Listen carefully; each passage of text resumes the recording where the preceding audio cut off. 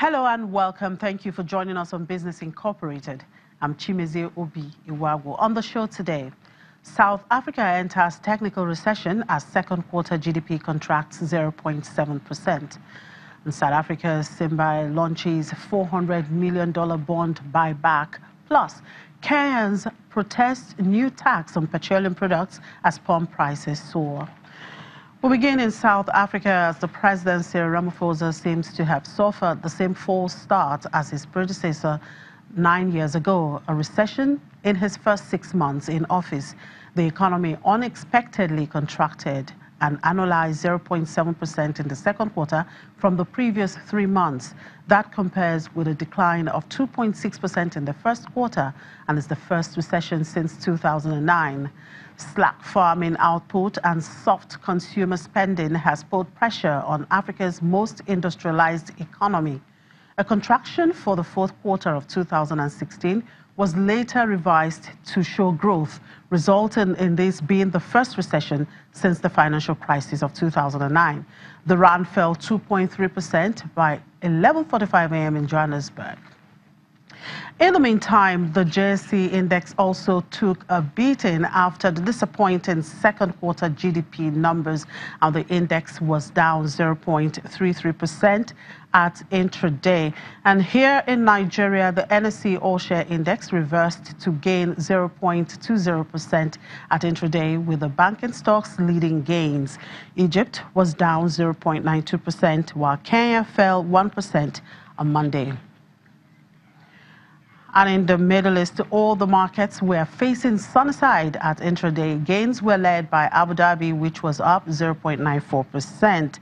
Saudi followed with 0.65% gain. The Dubai and Qatar markets gained 0.7% and 0.21% each. And in Europe, stocks were slightly higher in morning trade after emergency austerity measures in Argentina underscored the recent turbulence in emerging markets. Let's bring in Ulrich Barths now to tell us more. Hello, Ulrich. Good afternoon. Hi, good afternoon to you. It's the morning after the Labor Day holiday on Wall Street. Give us a sense of the pre-open on equities and how Europe is trading before the bell in New York. Yeah, it's not going to be a pristine opening for New York. Last week saw plenty of record highs for the S&P 500 and the NASDAQ. It's a different picture now. In pre-trading ahead of the New York opening, the Dow and the S&P 500 are down between 0.2 and 0.3%. Not a big loss, but not going any way forwards either. And here in Europe, after a good opening, a reasonable opening, let's say, the markets have been heading downhill. And there are plenty of big losers with losses of between 1% and 2%, some over 2%. And trade worries coming back into the fore, worries that there will be tariffs between the United States and Europe, for example, and the United States slapping more tariffs on more goods to China, this affecting the world economy.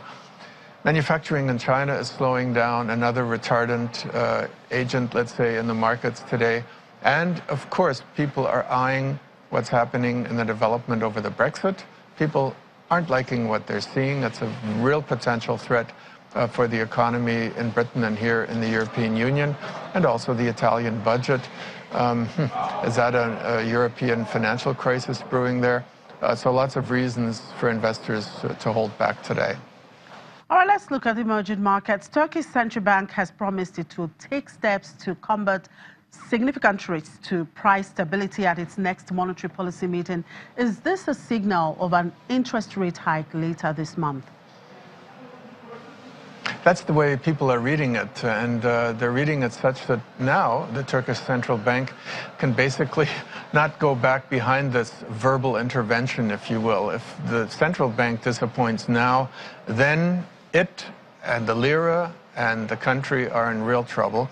And the fact is that the people in the market are not just expecting any rate hike. The Turkish central bank can't go 1 percentage point, even 2 would disappoint. No, in order to make real inroads into inflation and to bolster the lira, the lira has gone down by about 40% this year. It needs to do about 7 to 10 percentage points. That's huge. but so is inflation. Inflation in August was at an annualized almost 18%. And to some corporate news there, Société Générale is set to cough out roughly $1.4 billion in penalties to settle an outstanding dispute with the U.S. authorities. How much dent will this fine make on the lender's balance sheet? You know, it may sound kind of funny, but no dent probably anymore, because the bank has made provisions. It said as much, and the provisions amount to about $1.4 billion. So it's reduced the performance in the balance sheet over the last little while the bank was already reckoning with a penalty at such a high level. But it's not going to knock the bank off its feet now, even though that is a considerable sum, $1.4 billion. And the share of the Société Générale is actually losing just slightly, about a quarter percentage point here in the Euro Stoxx 50. But with that loss, it's still among the best of the day in that index. Thank you very much for your time, Ulrich. Enjoy the rest of the day.